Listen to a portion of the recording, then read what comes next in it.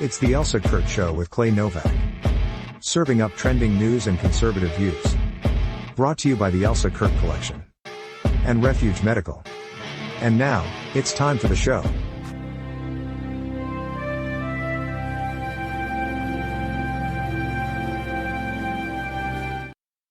Well, folks, as you can see, Clay Novak is no longer my co-host. There's this other guy here that, what's your name, sir?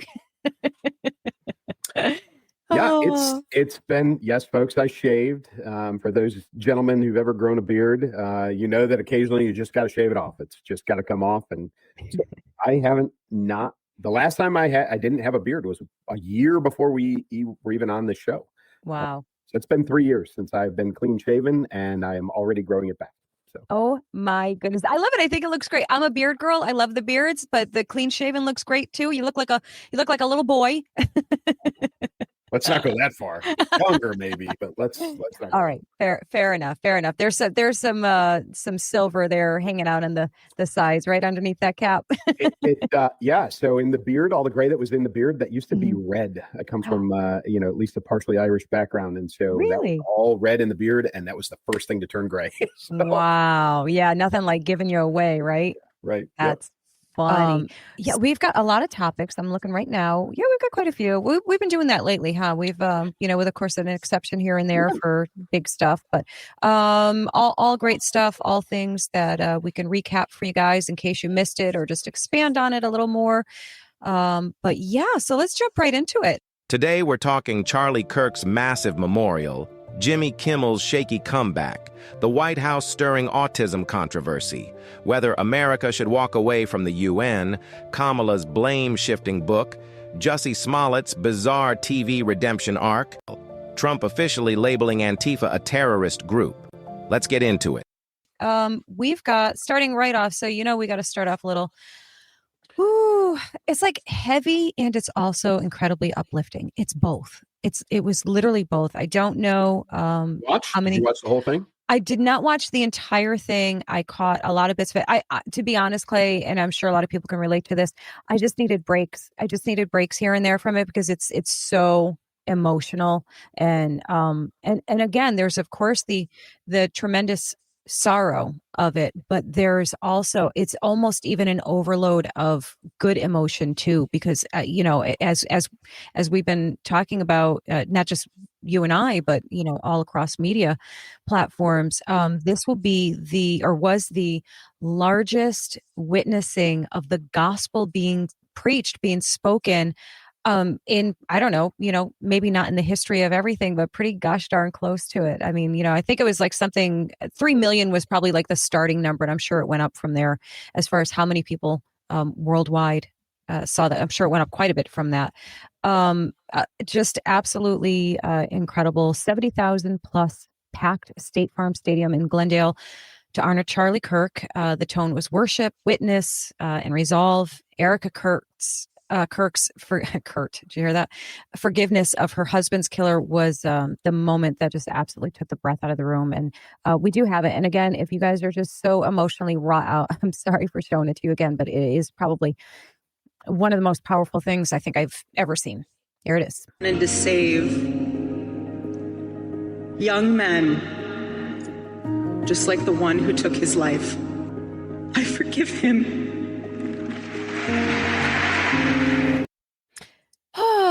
Well, that gets me started up right all over again. A lot of moments like that from her. There were just so many powerful moments. Hers being the most of all, I think, in my mind. There was a ton of outstanding speeches made, declarations made.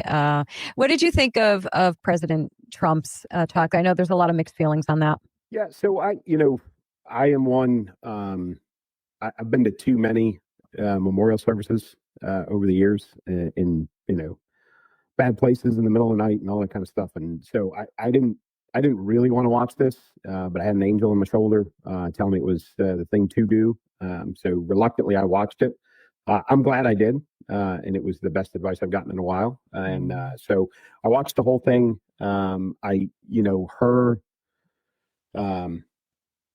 her time at the podium was exceptional. It proves a lot of things about Erica, that, her background, her education, her composure, her intellect, but her faith obviously came to the forefront. Yeah. Resolve. She clearly is a very, very strong woman. And the fact that she even declared in public during that she is the new CEO of Turning Point tells you how important that organization is to her and was to Charlie. So that I thought was exceptional and truthfully the peak of the day. Of everyone that spoke, that was a masterclass, truthfully. It was. It was exceptional.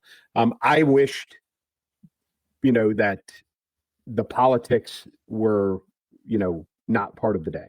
By everyone, not just President Trump. I thought Vice President Vance did a better job than President Trump. But that's not, an uncommon occurrence. Vice President Vance is an exceptional speaker. I thought that his messaging was really good. You could tell very, very clearly when President Trump was using the teleprompter and when he wasn't. Sure. When he was on script and when he was off script. And when he is off script, that's when things get out of hand. They get, off the rails. And it was very clear. You could see he because there's two, right? So you could tell he started and he was over here and he was on script, and then he was over here and he was on script.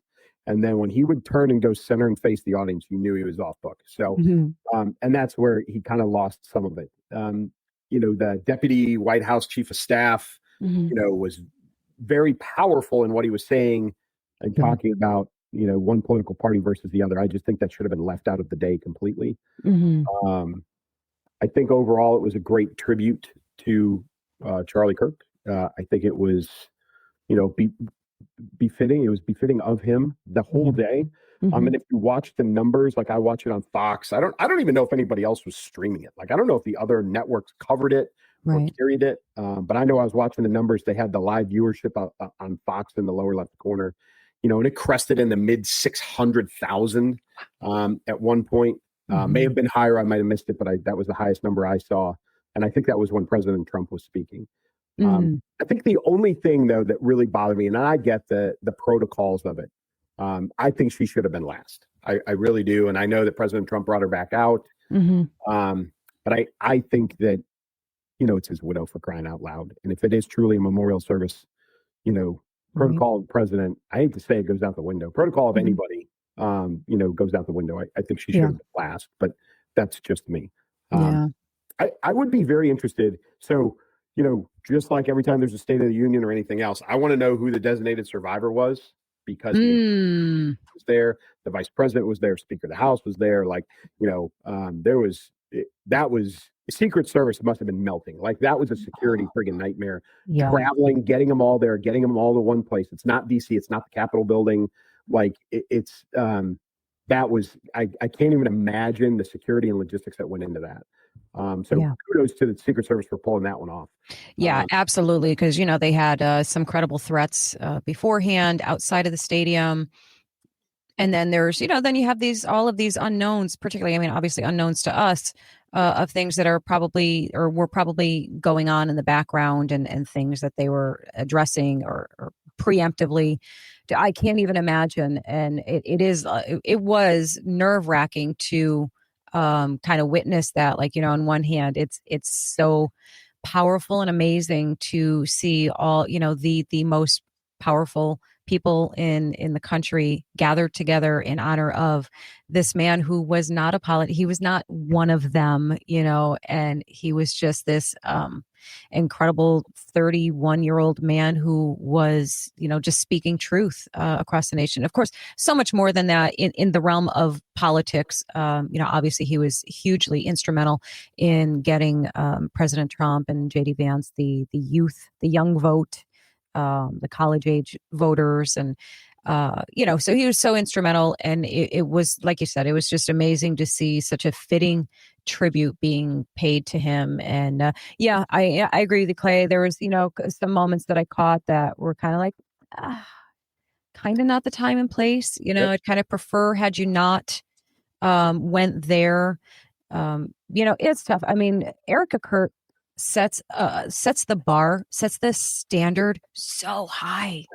It is so high. Like, I of course we all watched her, and we've watched her throughout this as she's so, had to publicly navigate this grief and everything that comes with it. And, she has been nothing but composure and grace and class and dignity and all of these things. And then you add forgiveness to it. And it's like, I listen, in my wildest dreams, I would be half of the person that she is. And I'm just awed and speechless. And it's definitely something, I consider worth role modeling after, and like keeping in mind as my, I'm still, and so many of us are, I'm still angry, I'm still mad. And I honestly have, so much comfort and peace, which I hope we all do, with what happens now, in the fact that because of this, so many more people are being brought to know Jesus, to at least explore what that would mean to them. And, so as is promised, he will bring good from bad, he will bring the good out of it. So it's not all for naught. And so to see that in action, to see that happen, to see the growth of Turning Point, see all of these things, that's tremendous joy and peace out of the sadness and grief. But at the same time, you still have these people that are mocking, laughing, ridiculing, being absolutely, I get them in the comments all the time. I actually had a lovely time. I spent like an hour. Actually, that's probably exaggerating. I spent a little time the other day just going down the comments and just going block, ban, block, ban, block, ban, just gone. I don't care. So other than RFK's wife, who, and he was a Democrat up until not that long ago. I did not. And maybe somebody, if you did see it, please put it in the comments. I did not see a single Democrat politician or leader of any kind anywhere in the audience of that ceremony. Not one. I did not either. And so if you guys in the comments section there, if you did see it, please let us know who, because I didn't see it either, Clay, and I wasn't necessarily looking for it either. So maybe, that's part of the reason why I didn't see it. But, you think they would, the camera would pan. The camera would pan, right? I thought, like I said, I was trying to figure out who the designated survivor was. And every time they would look into the cabinet, I thought for a long time I didn't see Kristi Noem, and then all of a sudden there she was. So I'm not saying that I saw everybody or whatever, but I can't recall seeing a single Democrat leader of any kind at the memorial service, which, if that is true, says a lot. Says everything, doesn't it? It says everything. They've had so many moments of says everything you need to know about them. 100%. So that is if that is the case, it's pretty shameful. But and that of course is the same people that want everybody to work with them, to come together, to blah blah blah, and it's all hollow. Every bit of it's hollow. So it's very interesting. It was an interesting few hours along the way, but like you, I think there was a lot of great things said.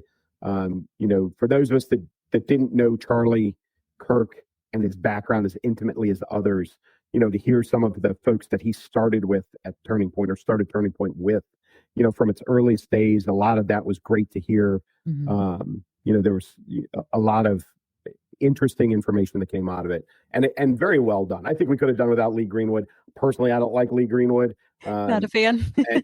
and I know President Trump loves him, but we could have done without that. Right. And it is what it is. But I think it was the entire extravaganza was very befitting of Charlie Kirk and what he stood for. And now we're at 120,000 Turning Point applications. The entire high school, every single high school in the state of Oklahoma is going to have a Turning Point chapter. That was announced, I think, today. Oh, by the way, folks, our normal recording time, Wednesday, 4:30 East Coast time.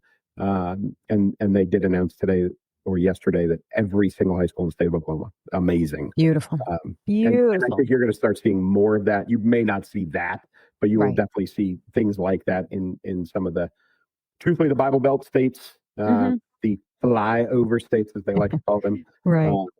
all of us Midwesterners. But yeah, I thought it was overall it was good. I could have done with some less Sure. politics.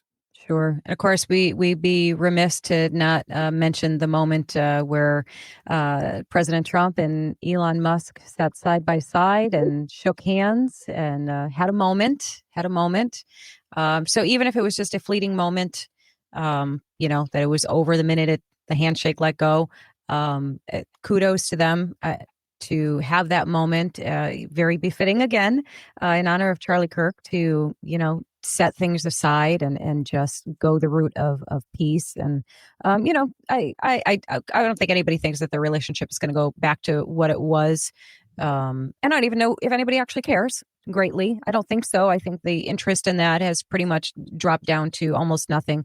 So, you just hope that they can work together in some capacity, or at least not work against each other, and just work towards the greater good, which is for the American people, for this country. So if nothing else, hopefully just that. But it was that was a kind of a wow moment, like, wow. One last kudos, right? And at any good memorial service, there has to be a little bit of levity. Otherwise, It's horrible, right? It's just a horrible experience. I think that the top prize for making people laugh in the entire thing was Don Jr. imitating his dad. That was great. Hilarious. It was so good. It was. I've never seen him do it before. I don't know. No, I've never seen him do it before, but he did it perfect. I mean, he should. He should be the best at it. He's the guy. Absolutely. But he did a great job. Yeah. And it wasn't over the top, but again, anybody who's been to those types of things, levity is required. Otherwise, it's a miserable experience. And I think there was enough of that in the storytelling about Charlie that I thought that Don Jr. did a great job making everybody smile. So I thought that was appropriate too. He did. I actually liked pretty much everything that he said. I liked what he said about himself. It was just a little interesting little introspection there that he had, that I'm not the guy that you're going to typically see. I don't cry, I don't make big displays, and but it was well done. I liked it a lot of powerful moments. Again, what more can you say than, wow, Erica Kirk she is a force to be reckoned with, and her and the team that Charlie assembled, and of course to know that, to just simply know that they had these conversations, that this was a well planned out in case of, thing that they had to talk about, and the team is doing amazing things. They're doing they're back out today. They are out today. Yeah. Actually, may even have been yesterday, but either yesterday or today, they were back out on the road doing Turning Point stuff, which is exactly what Charlie Kirk would have wanted. And if you've seen, folks, if you haven't seen, my concern was always who's going to fill it in, right? Who's going to fill in behind him. We would hope that it's not Erica, but but if you look at the lineup now, you've got Matt Walsh is stepping in, Ben Shapiro stepping in, Megyn Kelly stepping in. You've got a bunch of people who are stepping up and filling the holes for Charlie himself. But that's because the world continues to turn. Yeah. And unfortunately, moving on to the next topic, we had another incident of politically driven violence in the United States today. And some of it, we had a shooting, folks, at an ICE facility in Texas that was driven by politics. President Trump declared Antifa a terrorist organization within the last 2 weeks, which I'm a big fan of, by the way. But what we had today was now being declared a member of Antifa. Got on a roof with a rifle, shot and injured. I don't have reports of anybody dying except for the shooter who died of a self-inflicted gunshot wound. I know he injured others, but the only one I know for a fact that is dead is him, which I think I actually misunderstood when I saw that there was one fatality. I didn't even take the shooter into accountability. So obviously, I think you're exactly right. I agree. I think it's long overdue. I think they behave as terrorists. So, the only question I guess really comes in, like the debate is, are they an organization or are they an ideology, or are they both? So I don't know. I think you can simplify it by simply saying, well, if you're going to act and say that you're acting on behalf of Antifa, then you are part of an organization and you'll be charged as such. Like if that is part of your self-description of what you're doing and why you're doing it, then okay, that's what you're getting charged with. I don't know. It kind of simplifies it in my mind, really. Yeah, Right. and declaring them a terrorist group opens the doors for the president to use federal level assets to crack down. Listen, folks, if you think as much as people want, and there are days that I'm on the side of this, I would love to let some of our top tier special operators off the chain and let them go do things to clear this up. That's not how this should be handled as much as we would want it to on certain days. However, that is at the president's disposal at this point, them being designated as a terrorist group. That is not his intent with this. It does, however, open up the ability to investigate them, to track money. How are things being funded? If you remember and you go back to, all of these summer riots over the last 3 years, 5 years, going all the way back to COVID, remember back when it was like, oh, suddenly there's this pile of concrete blocks that have been delivered in this planned protest route. There are all of these black, a van drives up and they dump out all of these pre-made shields. And, we all know that funding, I've said it before, and I'm not shy about saying it, is that funding comes from people like George Soros and others. Yes. And declaring them a terrorist organization allows the federal government, federal law enforcement to investigate where this money, where this funding is coming from. And now the criminal charges are much more significant. If you're funding a terrorist organization, that's big federal offense, jail time kind of stuff. And that's really the importance of designating it as a terrorist organization. Right. Yeah. And hopefully, because, let's face it, there's the majority of Antifa is made up of these, wayward youths who are just looking to, be a part of anarchy and run wild and do whatever. They don't really have there isn't a passion there, for a cause. There's just anarchy and disruption. And if and the attitude is, you're going to pay me to do this? Sure. I was doing it for free, but you want to pay me to do it? Okay. So this maybe will give some of them a little pause for thought as to consequence for actions. Who knows? Yeah. We've all seen them, even in their, in their black garb and their masks. They're a bunch of beta males. I mean, they are. They're the 6'1", 130-pound, skinny boys in the tight jeans, and then the females that are a part of it are the blue-haired, 17 piercing. Like we all know the stereotype of the Antifa member. Right. We're not worried about them, truthfully, because every single time that they have come up against any single individual or group of people who are truthfully have any, A-type personality, male or female, the alpha, top of the food chain kind of person, it's a very, very short conflict. Very, very short, which usually ends with them running with their tail between their legs. Yeah. And we're not worried about them, but what we're worried about is the funding, the organization, the information, all of the things that are being fed to them to keep this movement going. And that's what the president and federal law enforcement is trying to break apart. Yep. I love it. I think it's great. Don't really care what the folks that are opposed to it have to say. And, as always, cry harder, But in regards to the shooting today, Vice President Vance did say that they have intel that this was an Antifa member and it was a politically driven anti-ICE action. Specifically, I think they've said, I hate to say copycat, but a little bit of copycat. There were things inscribed on bullets in the rifle and some other things. So politically driven violence, which we talked about at length last week, continues because we've got governors, specifically governors, Newsom being one, Pritzker being another. We've got governors across the United States who are making very inflammatory anti-ICE statements. Drive idiots like this guy to do what he did today. And it's politically driven violence, or it's violence driven by politics and by politicians duly elected across the nation. And it's shameful.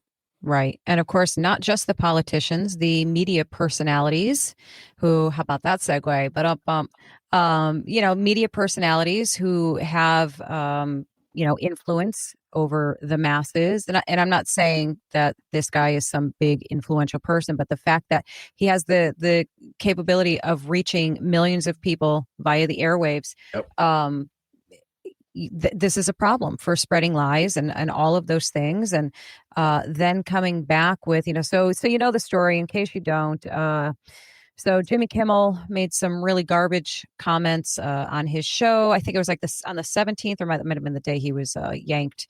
Made some really messed up comments. Basically, said that the shooter, Charlie Kirk's murderer, was a MAGA. I forget his exact words, but basically just called him MAGA Republican, and blamed the right for this. And this was well after it was already well determined and known that that was not the case at all. So he spread these lies knowingly. So ABC yanks him, because everybody kind of rightfully lost their minds over it. And then ABC reinstated him on September 23rd after a suspension. And but still, most a couple of the major affiliate groups, Sinclair and Nexstar, are still preemptive. Are still like, nah, we're not putting him on. But he returned nonetheless, and he gave, and we're doing very obvious air quotes, he gave an emotional.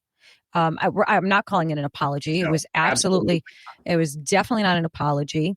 I'm going to play it for y'all right here in case you missed it or a part of it. Here it is. Never my intention to make light of the murder of a young man. I don't think there's anything funny about it. I posted a message on Instagram on the day he was killed, sending love to his family and asking for compassion, and I meant it, and I still do. Nor was it my intention to blame any specific group for the actions of what it was obviously a deeply disturbed individual.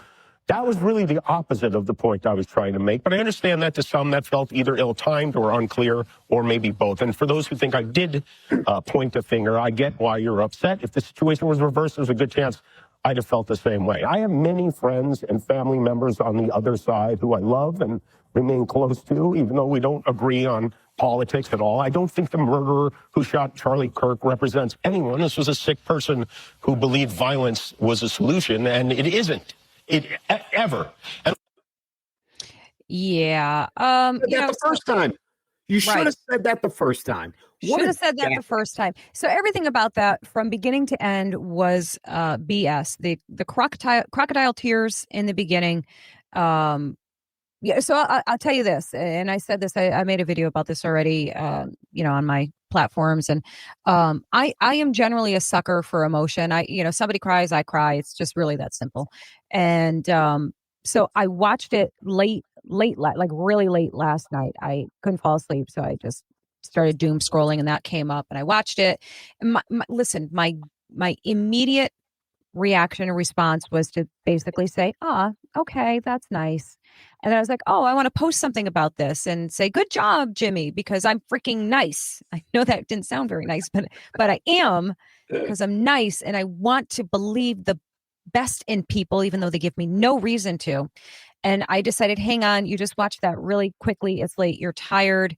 Wait till tomorrow, watch it again, and then see how you feel. Which is exactly what I did. And then I watched it again this morning, and I'm like, hang on a stinking minute here. I didn't hear the words, I'm sorry. Nope. I apologize. Nope. I'm wrong. I was wrong. None of the things that qualify as an apology. Then I remembered, wait, the guy's an actor. Tears are easy. That little shaky voice, choked up sound. I can do that. I could cry right now for you, like at the drop of a hat. Just think about crying. I can cry. It's a skill, I guess. I don't know. But point being, he's an actor. You can cry on command, or make it look like you're crying on command. I didn't see a tear fall. Also, there's all these other factors. There's the body language, right? There's the word choices. All of these things, you put them together. That was really like defensiveness, blame shifting. That was, I'm sorry. He didn't use the words I'm sorry, but listen, you misunderstood what I was saying. So, I don't know what you want me to do. I guess if you took it wrong, I guess, that was like the gist of it. Like, well, you misunderstood. You didn't really catch you didn't understand the nuance of what I was saying. 100% BS, A to Z. Zero acceptance of that non-apology. So I non-accept your non-apology. No, just made it worse, really. In my mind, he made it worse. All he did was confirm what an absolute jerk he is. And I think I repeatedly called him an idiot. So I'll stick with that one too, with zero apologies. Yeah, he did even try and lay some blame on President Trump for him suspended, as opposed to, because of this merger that everybody keeps bringing up. And listen, you can say anything you want, and there's a lot of people who are saying, and I have friends and relatives that are like, well, Kilmeade, said this, and so on this, network said this, but listen, and they're talking about these FCC rules. Okay. The reality is the FCC governs free television. Yep. The FCC does not govern cable television, right? So Kilmeade can say whatever he wants. Anybody who's on cable can say CNN. They do it all the time. Right. Now, when you're on network TV, which Kimmel is, then the FCC can hold you accountable. Yep. So no, the rules are not the same. It's like your kids, right? The rules, right? You've got kids. I've got kids. They didn't. The rules were not the same, and they're not the same between network and cable. So Kimmel can blame the president all he wants. He can, and I really don't care. The reality is that Nexstar and Sinclair said, we don't care. We don't care if ABC let him back in. We're not carrying him. And so that he'll get a spike in the ratings. He said it himself. He said this backfired on President Trump because, I'm back and, millions of people are watching, and that'll last about till the end of the week. And then next week, his ratings will go back in the toilet, worse than they were before. And, give it by the end of the season or by the end of his contract, and he'll be gone. Just like Colbert and all of the rest of them. Yes. Yep. Absolutely. Listen, we're not saying they can't have a platform. They're just going to go start up somewhere else. They'll start a podcast. They'll do all of the things. And I applaud I applaud your right and your ability to do that. But again, it's the same old. There's going to be accountability. Like there's going to be a consequence for your actions, your blatant lies. And it goes back to what we were saying about Antifa, that people like these politicians that we were talking about, and people like Jimmy Kimmel and the, quacking hens over on The View and all of these other, or another one, right? All of these people that you are the ones blowing the dog whistle for these Antifa idiots and these deranged, mentally unstable people. You are dog whistling. They're answering that whistle, and you are directly responsible for everything that has been going on because you have inflamed and incited this hateful, violent mentality. And there are videos upon videos upon videos, compilation videos of people on the left, prominent people, Maxine Waters, what's her Skeletor face there, Pelosi, on and on, Jasmine Crockett, AOC, all of these people saying the most inflammatory things and literally calling for unrest in the streets, calling for violence. Maxine Waters shaking that bony finger. If they're in a restaurant, you go and approach them and you let them know that they're not welcome here, So stop. You're being held accountable. Cry all you want about it. Do whatever. I don't care. But we have hit the point in this society where we're finally truly, truly fighting back. And I'm not advocating fighting, retaliating violence for violence, but accountability. That's it. Yep. I'll say it all damn day. Yep. Yeah. Speaking of The View. Oh. Elsa's back in business, folks. Oh my goodness. Kamala has come out of her hole, out of the cave. And she is, I think it's today. Is it today? I think it was either yesterday or today. I forget which one. Her new book is out. So she's doing the book tour, folks. Yep. And of course, she's going to cater to the normal audience. And that starts with, as the blonde Kamala put it, the cackling hens over on The View. And so she made her first appearance. Are you going to buy the book is my question. No, you know what I'm going to do? I am going to, so I have a folder, you call them, I don't know who, if you don't use ChatGPT at all, you can organize your projects or your questions or your prompts, whatever you're going to call it, into folders. And I have a folder that I put in essentially like book prompts, like summarize this book. Like if I'm going to interview, like I'm tattletaling on myself here. If I'm going to interview somebody, an author, they've written a book and I'm going to interview them, but there's no time to read their books, and frankly, if I had to read the stack, there's not enough time in the day.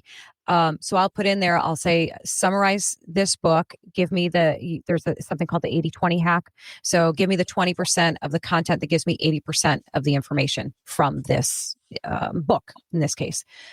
That is what I'm going to do. I'm going to put it into a prompt. I'm going to ask my chat to just give me the 20% that gives me the 80% of information that I need to know from this book. It's probably only going to find like 2% of valuable information from it. So the answer is no, yes. Fair enough. Fair enough. Right? Oh, Clay, I can't tell you how many people are messaging me and throwing in the comments and calling me and saying, you have to do. So first of all, they're saying you got to watch her on The View and do that one specifically. Yes. You said it as well, right? I will do it. I will. I cannot deny that I'm struggling to find my funny bone still. But this may be the incentive to just shake it off and take one for the team and do it. But you know, she's up to her usual speaking engagement tricks, right? It's all the word salads. It's the recycled same thing over and over again. Here's a little montage that somebody put together, and I don't know who put it together, and I'm so sorry whoever did, but here it is. United States running for re-election. Current sitting president is running for re-election. 3.5 months from the election, decides not to run. 3.5 months from the election, he decides not to run. 3.5 months before the election, decides not to run. With 107 days to go. With 107 days. Yeah. With 107 days to go. And it ended up being the closest presidential election in the 21st century. Yeah. Okay. So it was right there. It's Jesse Waters. He gets credit for that. Fox gets credit for that one. You know, so same recycled things and much like, and I apologize to everyone, including us, for making this comparison, but I will say, much like Trump, when they go off script, things go a little sideways. And when she goes off script, that's when you get the word salads, right? That's when it becomes, I went on this book tour because when you tour, you know, you're going to places. And I didn't even do the voice. I'm sorry, guys. I didn't even do the voice. So. Yeah, she's the things that I have picked up on, besides, of course, Kamala being Kamala, the word salad and repeating the same thing over and over and over again. She has told all of us that she wanted to pick Mayor Pete as her running mate. Right.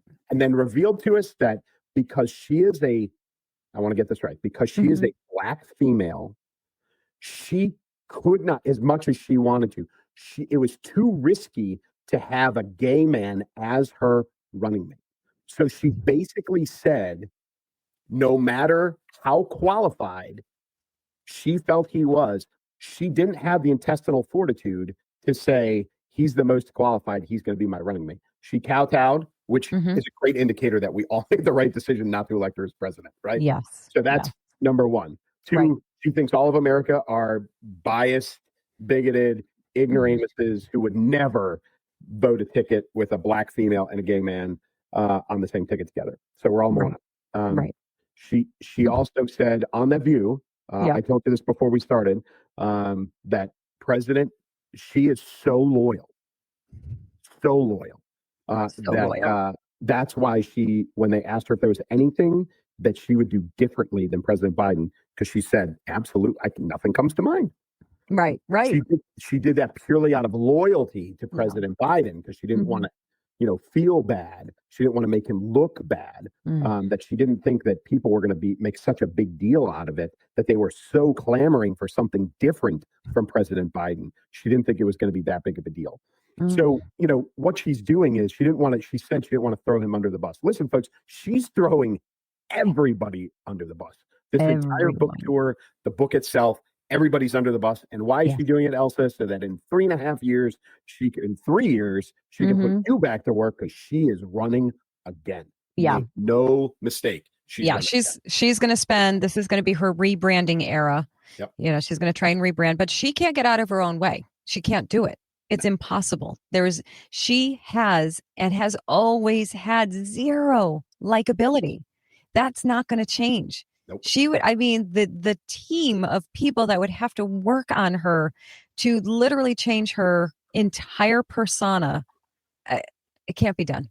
It won't be done. There's why it can't be done, though? It's because she won't do it. She won't. You're right. This is from the time that she was the vice president. We all saw this. Go back in time to making her the borders, every task that she was given. Mm-hmm. She notoriously did zero prep work. Yeah. Zero.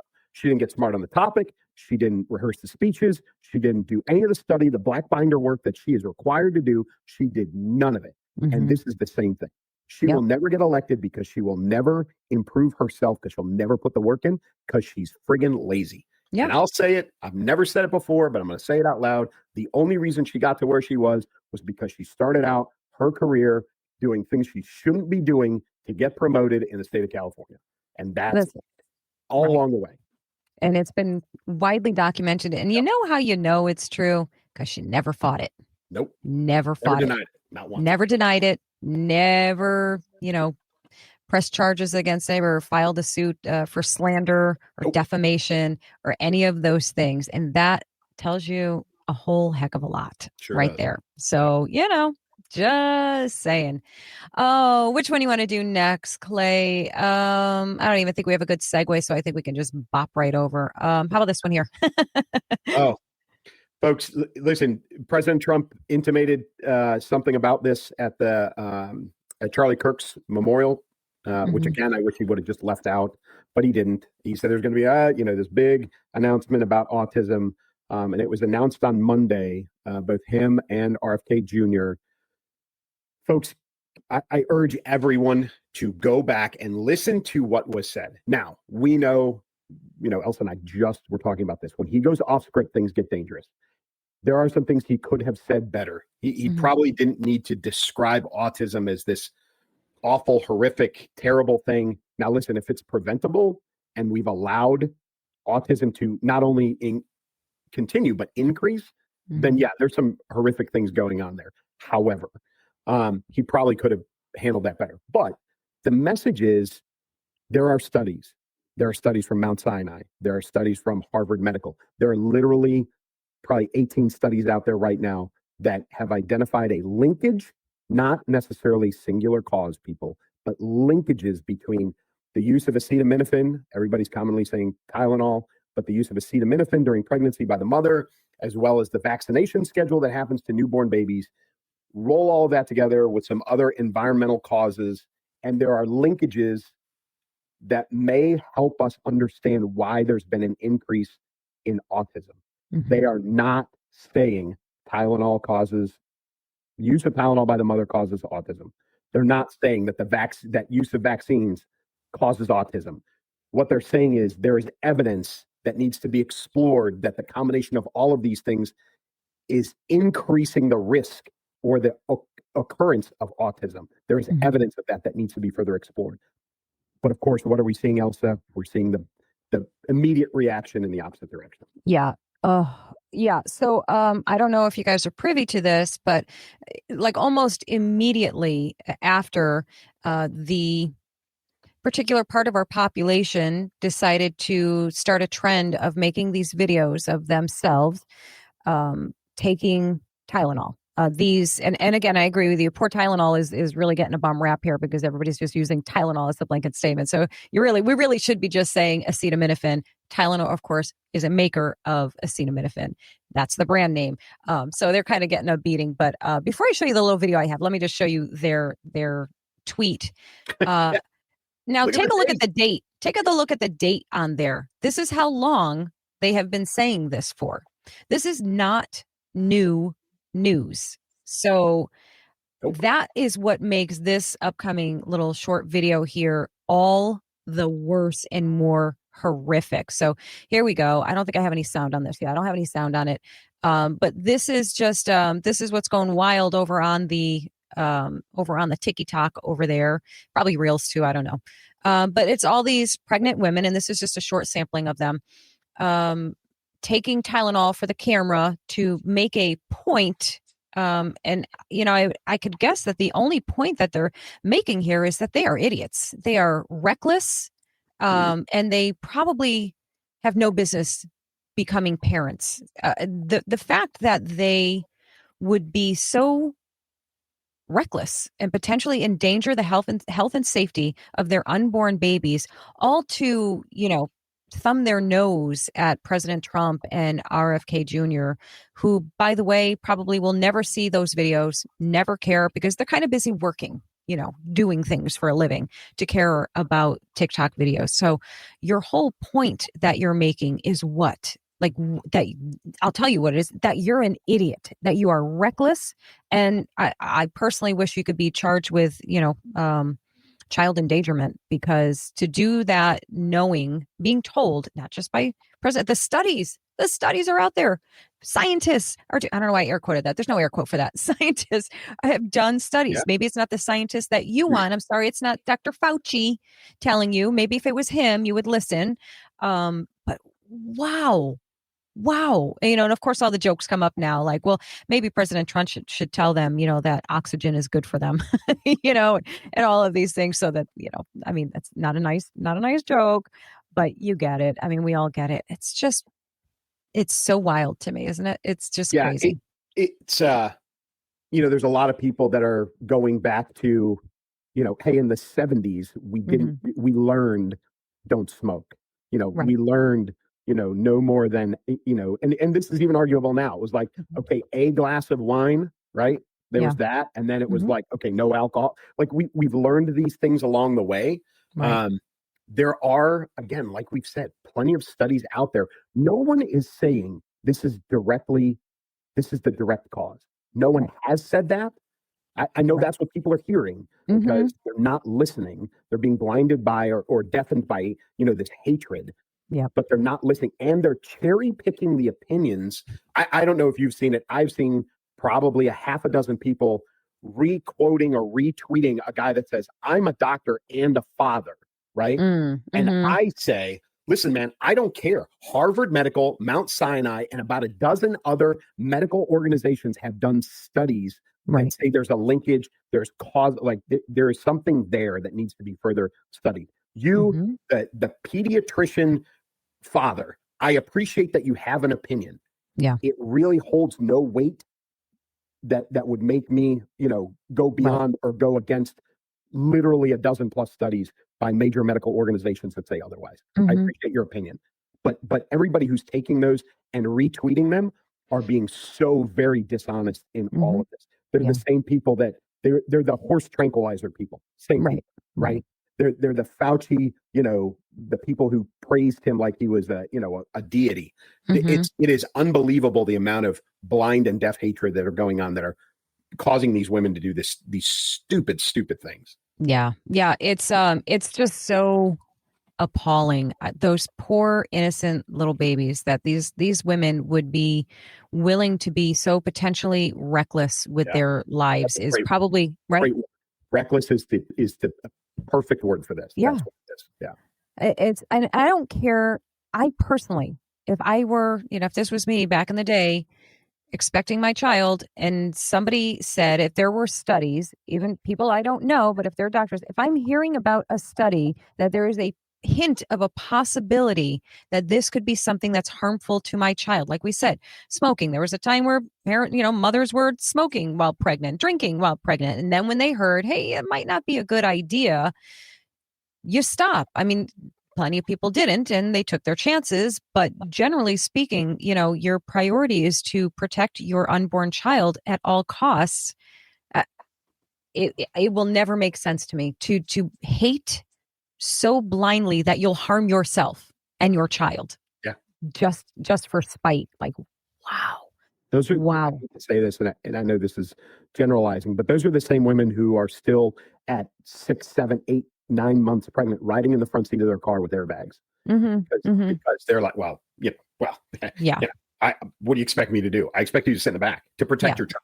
Exactly. Right? In the event that there's even a 32-mile-an-hour fender bender that's going to activate the airbags, because the airbags are going to do damage to your child. Right. You do those things to protect your child, and it's not, check your ego at the friggin' door to protect that child. Yeah. So it's the same people. It's shameful. It's embarrassing, but that's where we're at, folks. I mean, that is where we're at. Yeah. And I simply won't entertain it anymore. I think I was saying this before we came on air. I don't think I said that on air, that I did say it on air. I spent some time just hitting that block or ban button. And if you're just going to come on and say the stupidest, most ignorant, inflammatory, combative things, you're not welcome. If I see it, I'm just banning you. I don't care. Like I don't need you to follow me. I don't need your engagement. We always talk about people who do social media and media for a living. You talk about how engagement is, the most important thing because that's how it drives revenue for your platform. I don't need it that bad. I'm good. Just go away. I don't even care. Be mad about it. Go ahead and cry on your own platform that I'm taking away your freedom of speech. I'm not, obviously, but that's like what they like to say. Yeah, I'm not entertaining any of it. Just goodbye. That's it. We can talk about some more silliness now since we've moved into the realm of absolutely silly people and silly things. I mean, what the heck and heck? So you, Clay sent this to me. So the routine, guys. I make Clay do all the heavy lifting, and he has to pick the topics for us. So he sent me this one. To be honest with you guys, I don't watch regular television. I don't know what's going on. I don't watch any like reality TV, except there is one. I'm not even going to confess which one I watch. Dancing with the Stars. That's you. So I'm only catching clips of it on TikTok. I'm just catching all the highlights of it on TikTok. But there is one that I watch. Half of you won't even know. More than half of you won't even know what this is. But it's The Secret Lives of Mormon Wives, and it's because I follow. Well, she's one of the girls on there on Dancing with the Stars is part of The Secret Lives of Mormon Wives. And I only started watching it because I follow one or two of the girls on that platform. It's my guilty pleasure. I don't care, and nobody's going to make me feel guilty about it. So whatever. But anyhow. So I knew nothing about this show. I didn't know special forces. So correct me on this if you need to, Clay. And I know you don't watch it either. No. But it's like kind of B-list celebrities, like reality stars and stuff that go on the show and they compete in like very physical challenges. Yeah, it is. It's your standard pool. It's former professional athletes. It's it's reality TV. It's B-rated, actors and actresses. It is that same crowd of people, right? It's season 22 of Dancing with the Stars. Once they've run out of like actual people, these are the people they get to. So they're physical challenges that are supposed to replicate, things that special forces guys do, which, I protest in general. But I saw a commercial. It was actually, I don't know if it was before or after the Charlie Kirk thing on Fox, and because this is a Fox TV show. Yeah. And, season 4, special forces, and I got up to go, to the bathroom or the kitchen or something. And all of a sudden it said, Jussie Smollett. And I was like, stopped. Like, I love the fact that you can rewind your TV nowadays and rewind it. And, I was like, one, I cannot believe that Fox or any other network has brought this guy back. Oh. But then I was like, he is Danny Bonaducci. Yes. He's Screech.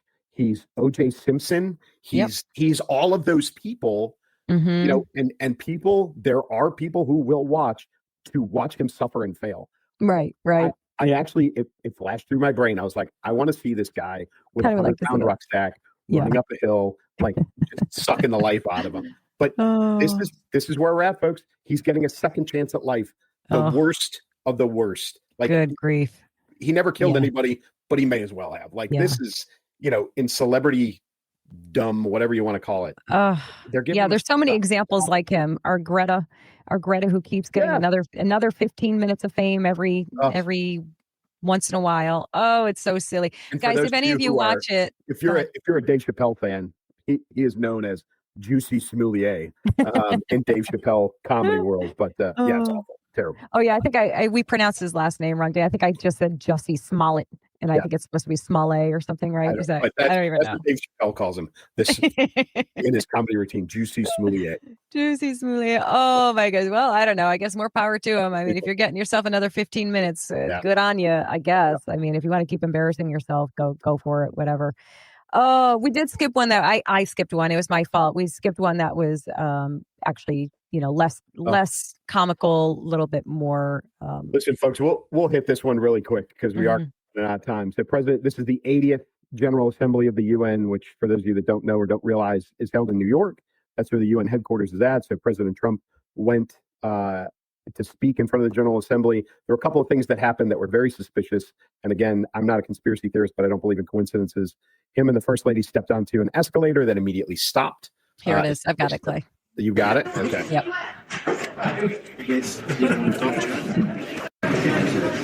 All I got from the United Nations was an escalator that on the way up stopped right in the middle. If the First Lady wasn't in great shape, she would have fallen. But she's in great shape. We're both in good shape. We both stood. And then a teleprompter that didn't work. These are the two things I got from the United Nations, a bad escalator and a bad teleprompter. Yeah. So, and like you said, one thing, two things, and I wouldn't call the escalator a significant thing, but the teleprompter is pretty significant. I mean, that is definitely a significant thing. And he actually ended that little segment. I cut it off. I apologize by saying somebody's going to be in big trouble, meaning the teleprompter person. So we put billions of dollars every year. 2023, I think, was the last full year that they really tallied up every penny. $13+ billion the U.S. has put into the UN. And really what we're getting out of it is nothing. The UN is a shambles. The Argentinian president today, actually, or even yesterday, really did a great job, folks, and I encourage you to check it out online. But he laid out all the things that the UN is doing right now, and not in a good way. So they're allowing dictatorships like Venezuela and Cuba into the UN. They are, kind of ignoring or allowing in countries that do not support women's rights, mostly the Muslim countries from the Middle East. They're kind of turning a blind eye to violations of humanitarian everything, by allowing countries like Iran to be on committees, et cetera, et cetera. And President Trump's position on this is it's probably, if the UN doesn't get their act together, the US is walking out. And we are not just the home of the UN. Oh, by the way, pick up that big building and move it somewhere else, but also we're the biggest donor to the UN. And if you want to see the UN collapse, let the United States walk away. We have the most bargaining power, and that's kind of, as a businessman, where the president is sitting. And truthfully, very much like NATO, I agree with him that if we don't walk away, we certainly need to step back, because we're not getting anything out of it. Nothing will tell you. Right. Yeah. I mean, it's just seems like a common sense, matter of fact move to do that. And I say that, with the caveat of saying, yes, I don't know what the bigger implications of that. If we do that, how does that affect us? I mean, it certainly doesn't sound like it affects us a whole heck of a lot, except for just puts a few more bucks in our pocket. Right. And a little more dignity back. That was highly insulting. That was extremely disrespectful. Listen, you can say there were 2 freak accidents that happened in a row. I don't buy it. I don't think you buy it either, this whole escalator thing. They were deliberate moves to make him look bad, to make him look foolish, and by proxy, make us as America look foolish and embarrass us, essentially. That doesn't work for me, and that sure as heck does not work for President Trump. I can guarantee that. So, yeah. My last comment is I was a little shocked, the zero reaction by the Secret Service. What the heck? Like literally nobody did anything. The guys kept walking up the stairs. The guys behind them didn't do anything. Nobody did anything. Right. Like, in my mind, as a guy who ran security for, or was in charge of security for a pretty significantly important, military officer, when that escalator stopped, in light of all of the violence that's going on right now, the First Lady became stationary targets for just enough. Yeah. Just enough time. That's a fantastic point. Yeah. Literally no reaction whatsoever.